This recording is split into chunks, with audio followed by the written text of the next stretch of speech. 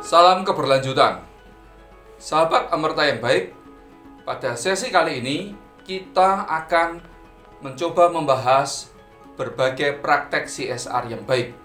Kita semua tahu CSR sekarang telah menjadi kewajiban legal bagi berbagai perusahaan di Indonesia.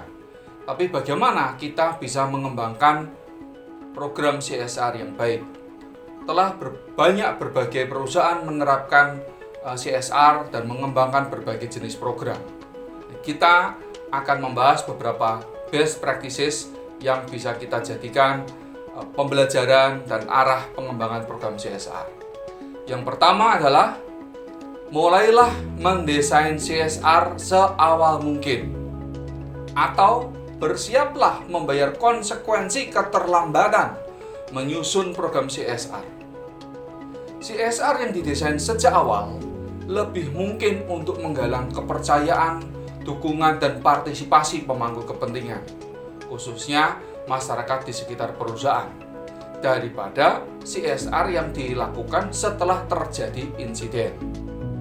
Yang kedua, kembangkanlah CSR berdasarkan konteks dan data dasar atau baseline yang ada di masyarakat. Tidak ada resep satu berlaku untuk semua atau fit for all policy.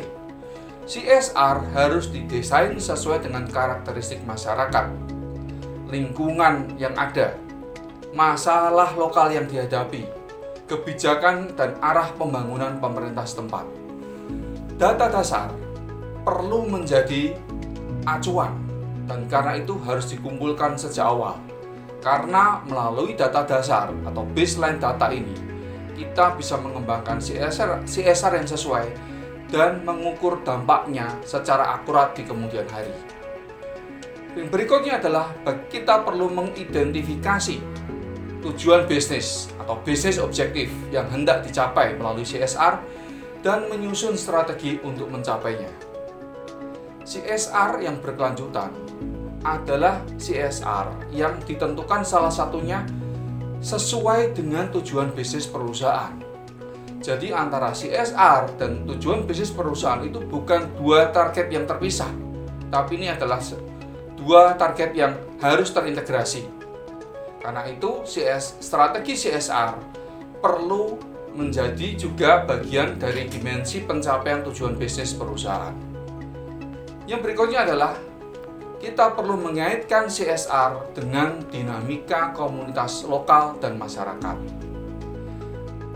Apa yang kita capai melalui CSR 5 tahun yang lalu, 3 tahun yang lalu, bisa berbeda dengan yang sekarang.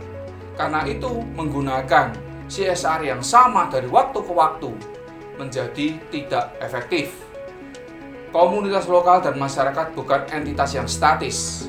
Sebaliknya, mereka selalu berubah dan karenanya target, strategi, dan program CSR perlu selalu diperbarui. Berikutnya adalah hindarkan kegiatan ad hoc yang dapat mengalihkan perhatian dari strategi CSR. CSR membutuhkan konsistensi.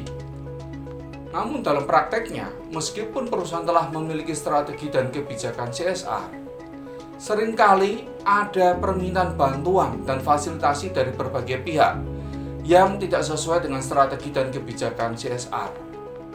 Perusahaan harus mampu berkata tidak dan menghindari permintaan-permintaan semacam ini.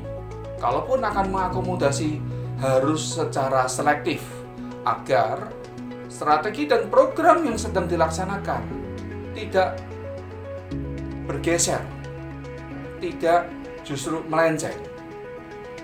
Yang berikutnya adalah perlunya kita memobilisasi dukungan dan keterlibatan pihak lain dalam kegiatan CSR.